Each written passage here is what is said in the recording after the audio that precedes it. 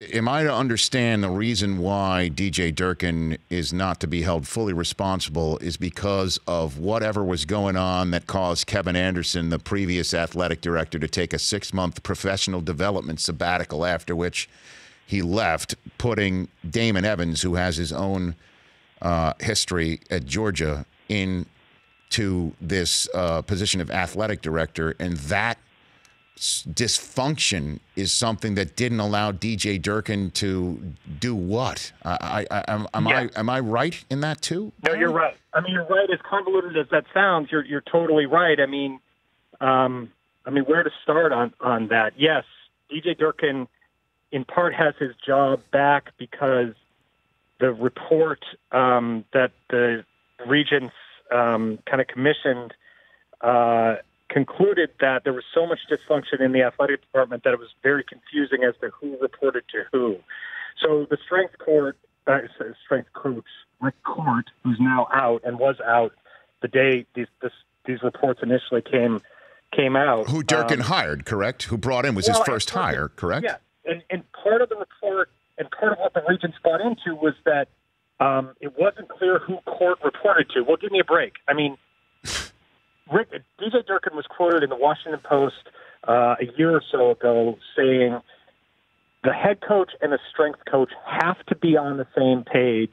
I'm paraphrasing here. They have to be on the same page or the whole program doesn't work. Rick Court and I are completely on the same page. What else do you need to know in that Rick Court can't be the scapegoat here because DJ Durkin is, allowing him and emboldening him to create the environment that the Regents found flawed. And so they also said in drawing their conclusions that DJ Durkin, who they're paying $2.5 million a year and has worked his whole life to become a head football coach, was not properly mentored in learning how to run a Big Ten football program. Give me another break. He worked for Urban Meyer. He worked for Jim Harbaugh. He worked at Florida. He's been around. He needs a buddy system in order to figure out what's right and wrong, in order to figure out what's appropriate and inappropriate.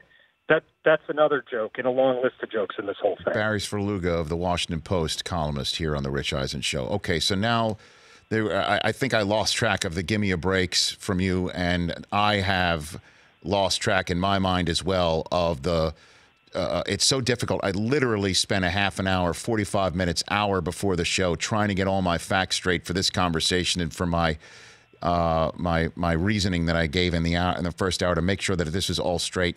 And it's so convoluted, and it's absolutely so mind-bogglingly confusing. Why would the Board of Regents go through all of this gymnastics, obviously figurative, for DJ Durkin to return him to the sideline when they know what it will affect in terms of recruiting the campus, and they also know what it would mean maybe to that locker room right now? Why do it? What is is it money? Is it liability? What is it, Barry?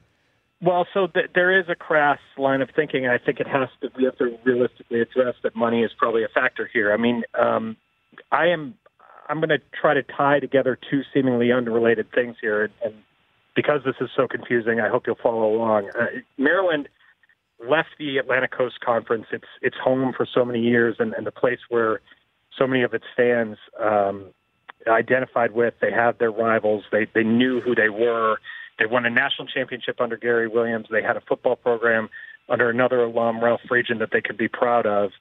They left for the Big Ten because they were so financially strapped, they said, that they essentially needed the money. And I would argue that when they left for the Big Ten, they lost their identity. They lost their way.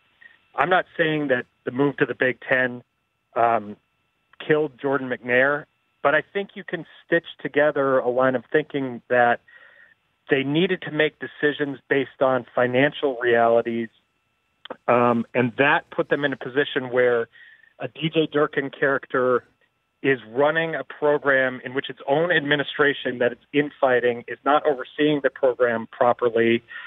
They're chasing in their own division in the Big Ten, Ohio State, Penn State, and Michigan, which realistically they have no business fighting with on a week-to-week or year-to-year basis in the sport of football. They don't have the facilities, they don't have the money, they don't have the history, they don't have the tradition to keep up with that lot.